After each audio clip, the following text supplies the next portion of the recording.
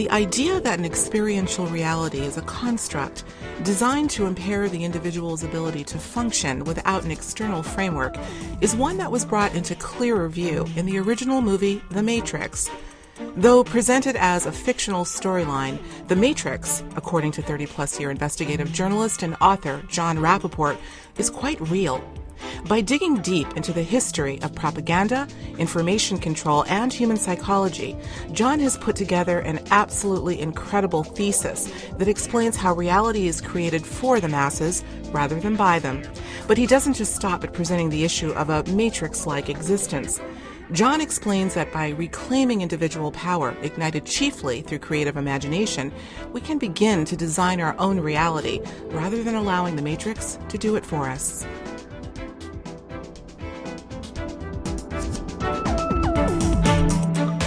Well, Jon Rappoport, it is such a pleasure and an honor to have you on the show today. You know, I've been so looking forward to speaking with you and to hear your perspective on two key ideas that I hope we can somehow flush out in our discussion, at least preliminarily. And that's what we call, or what we'll call, constructed reality, what has also been popularly termed the Matrix. And the other idea being creative imagination and the power associated with imagination. Now, the former idea is one that apparently many people, unbeknownst to them, are living within 24/7. The latter is perhaps the key to exiting this matrix. So I want to mention at the outset that you have compiled some absolutely explosive data and evidence to support both models, which are included in your collections, The Matrix Revealed and Exit from the Matrix, respectively. So our talk today will be based primarily on these two collections, these two ideas. I'd like to start out, Jon, the discussion on this matrix of reality. What is it? How is it? And how did the masses become so entrapped within it? Well, to start with, constructed reality, or the matrix, I would say is a series of layers or levels that people, become aware of. Some people do, in certain ways. For example, political reality. A person may come to the realization that we're really living in a country, in America, that has one political party with two heads. And despite some differences, there are certain key elements of repression and so forth that just keep rolling on from one administration to another, from one Congress to another, and that these are very much involved with corporations and banks and money and so on and so forth. So people begin to explore how reality is built and constructed because they see what major media have to say about these political parties and about the government and about corporations, and then they realize, well, that's fluff. It's just some sort of game. It's an illusion that's presented to us about certain issues that are in deep conflict, and the conflict at a higher level, though, doesn't really exist. So people begin to get wise to certain elements. But in my research, the point was to go as deep as possible. And so I eventually ended up in the arena of mind control, information control, behavior control, thought control, emotional control, operant conditioning, programming. What is it about human beings that makes them so prone to accepting all sorts of realities that are constructed for them? And in that respect, my work with a late colleague and hypnotherapist, Jack True, in Los Angeles, was a key episode, I would say, in the late 1980s, early 90s. Because one of the first things that Jack said to me was, he said, you can hypnotize a person and you can change their concept of space and time and energy. I said, really? He said, oh, yeah. He said, I've done it numerous times. I said, well, what exactly do you mean? He said, well, start with the idea that start with the idea that the space-time continuum itself is a kind of program, or is a kind of concept or construct that everybody who lives on this planet accepts as, taught, described, perceived, experienced, and so forth. He said, but you can create altered states in which people experience these elements in vastly different ways. And I said, well, for example, he said, well, elongated time, expanded space, multiple spaces, different dimensions of space, which he said in therapy I've had clients explore and tell me what they discover in these alternative spaces. Tapping into unused reservoirs of deep energy that could change a person's outlook on life and their own sense of power and well-being and so forth. And so I said, well, that's a pretty deep form of mind control then that we're dealing with. He said, oh yeah, absolutely. And that's where his research ultimately led him, was what is it about the human mind that seems to be prepared to accept a diminished and distorted view of reality as being the one and only reality? Why do people fall for that? What is it about their outlook or their basic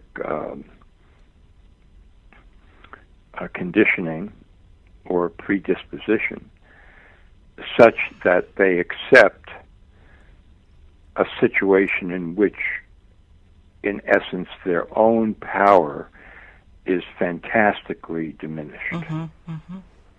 And so that's where the research really began for me, at a much deeper level, because matrix or constructed reality not only involves what other people are, quote, doing to us, but what we're doing to ourselves. Absolutely.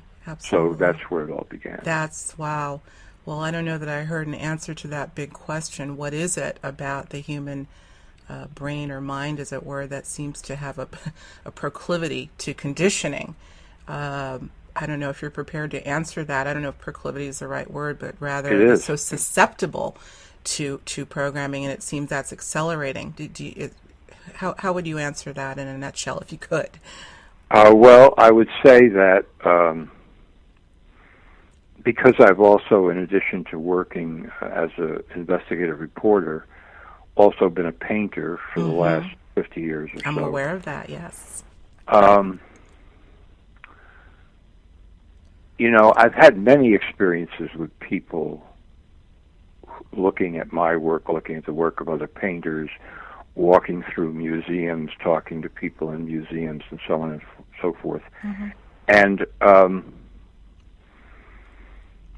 people want to say that what is invented or created should resemble what's already there. They have a propensity to accept realism, in other words. Look at the tree in that painting. It looks exactly like a tree. Isn't that fantastic? And the bowl of fruit. I mean, those apples look real enough to pick up and eat, and so on and so forth. And along with that comes a kind of inbred or inborn sense of harmony, symmetry, balance, etc., that these become not only the aesthetic standards of most people, but they actually bleed into their choices and directions they take in life, and their preferences, what they like and what they don't like about people, about situations, about ideas, etc., etc.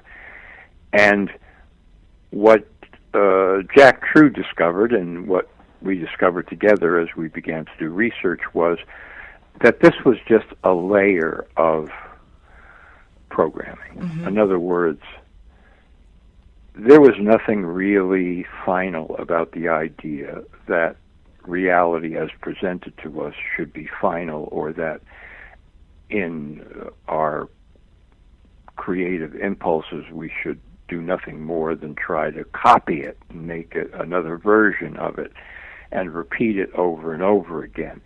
And this sort of addiction, which is far more profound than an addiction to drugs, is what drives people to say, well, reality must be as I see it, as I perceive it. It couldn't be anything else because that's what I need. I mean, they're not saying that last part, but that's the addiction part. People they have a great need and hunger for reality as it is presented to them and as they perceive it, and a tremendous aversion to considering the possibility that there are other realities that are far different. And that's what glues people into constructed reality. I get it. You know, Jon, we could go down a whole nother road with that, but, you know, when you said, I believe, repetition, that the brain, mind, as it were, has this they're habituated toward repetition and routine. It makes me think of the part of the brain that perhaps was activated many years ago. That part of the brain we call the R complex, or some people call it the reptilian brain. Basal ganglia is another term I've heard, and that's where the seat of repetition and routine and ritual lie. And I wonder, you know, as we're talking about the state of affairs with people looking to look at reality that way, if that's the part of the brain that is hyperactive. Do you know what I mean? I think it is. Yeah. Very interesting. Okay. I don't think there's any question about it. Yeah. I think that is exactly what is activated in most people. And they kind of equate that with the survival impulse. Absolutely. So therefore that link is forged, and for most people they don't feel that, you know, there would be any possibility of escape from that. But yeah, the repetition. Okay, I wake up today and it's similar to yesterday, and I do the same things, and the routine is pretty much the same. And this has a very strange sort of satisfaction connected with it, because now I'm on familiar ground, I know what to expect, et cetera, et cetera. And if somebody were suddenly to say, well, you know, the space and the time and the energy that you perceive is really just a curtain which could be torn away and then you would see something else entirely, they would say, that's the last thing that I want to get involved with. You know, that's a danger sign. That's something that I have to avoid at all costs, whether they would articulate that or not. That's how they would respond.